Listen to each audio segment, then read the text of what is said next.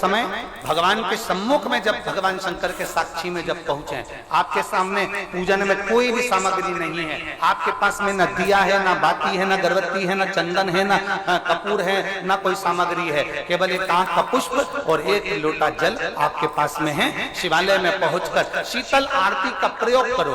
11 बार भगवान शंकर के 11 रुद्रों का स्मरण कर कर जब 11 बार शंकर के शिवलिंग के ऊपर से नीचे तक वो कलश को जब घुमाया जाता है और घुमाने के बाद वो आंख का जो पुष्प है वो अशोक सुंदरी वाली जगह पर समर्पित कर कर भगवान शंकर को जो जल चढ़ाया जाता है, जो जल समर्पित किया जाता है, डॉक्टर भले तुमसे कह रहा हो कि तुम्हें बड़ी बीमारी के चांस हैं, आप जाकर एक बार चेक कराना, तुम्हें वो बड़ी बीमारी निकलेगी ही नहीं, उस रोग से तुम मुक्त हो।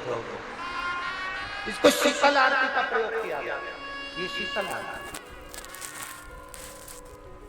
इसको शीतल आरती कहा। शिव की प्राप्ति का एक रोग से मुक्त होने का। अब आपसे कोई कहे कि ये शीतल आरती का प्रयोग सबसे पहले किसने करा, तो आपको ध्यान लगाना है इस प्रयोग को। सोमनाथ जी की कथा का स्मरण करिएगा, सोमेश्वर की कथा का स्मरण करिएगा। आप स्कंद पुराण में, शिव महापुराण में सोमनाथ जी की कथा का स्मरण करिएगा। चंद्रदेव को काया का रोग हो गया, रोग इतना भारी था, चंद्र समझ नहीं पा रहे थे, मैं करूं क्या। जब देव ऋषि नारद के पास पहुंच गए, नारद जी ने कहा एक पार्थिव शिवलिंग का निर्माण करो, बालू के शिवलिंग का निर्माण करो और समुद्र का ही जल भगवान शंकर को उनके आनंद से आरती कर कर उनको चढ़ाने का प्रयास करो। और शिव ने ऐसी कृपा कर दी कि चंद्र के पास आकर भगवान शंकर ने कह दिया, चंद्र मैं तुझे वर देता हूँ, तेरा काया का रोग समाप्त होगा, ये मेरा वर है क्योंकि तूने मेरे शीतल आरती का प्रयोग किया।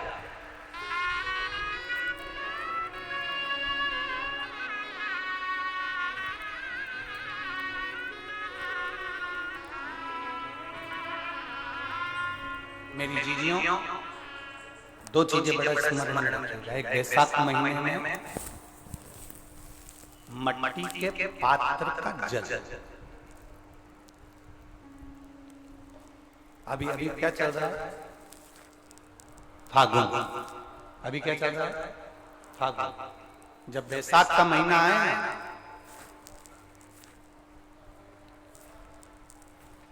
जितने यहाँ बैठे और जितने आस्था चैनल पर सुन रहे और जितने फेसबुक यूट्यूब पर कथा श्रवण कर रहे हैं, जितने मोबाइलों पर देख रहे हैं, प्रयास करना, बैसाख के महीने में मिट्टी के पात्र में जो रात्रि भर जल रखा हो, मिट्टी के पात्र में, अगर आपके पास में घड़ा हो, हंडा हो, नी हो, तो दिया हो, दीपक हो, कुल्लड़ हो, कोई भी तुम्हारे पास में जो मिट्टी का पात्र उसमें जल भरना, वो जल बैसाख के महीने की किसी भी सोमवार के दिन, किसी भी सोमवार के दिन, बैसाख महीने या किसी प्रदोष के दिन या बैसाख महीने के शिवरात्रि के दिन, वो मिट्टी के पात्र का जल अपने घर के प्रत्येक व्यक्ति का स्पर्श कराकर उस मिट्टी के पात्र के जल को तांबे के पात्र में डाल लीजिए और घर के प्रत्येक व्यक्ति का स्पर्श करा लीजिए और शंकर भगवान पर कुंडकेश्वर महादेव के नाम से समर्पित करें।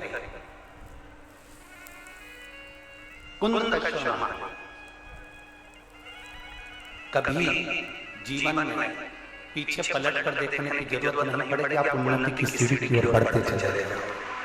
बैसाख महीने में मट्टी के पात्र का जल भगवान शंकर को समर्पित होना चाहिए, उसका सुख हमारे जीवन को एक आनंद।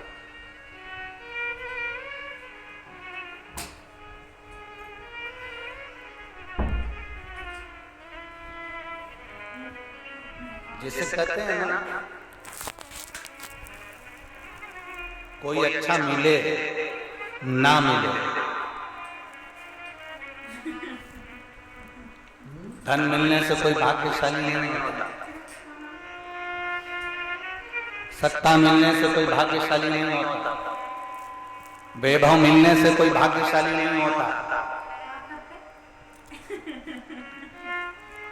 महाराज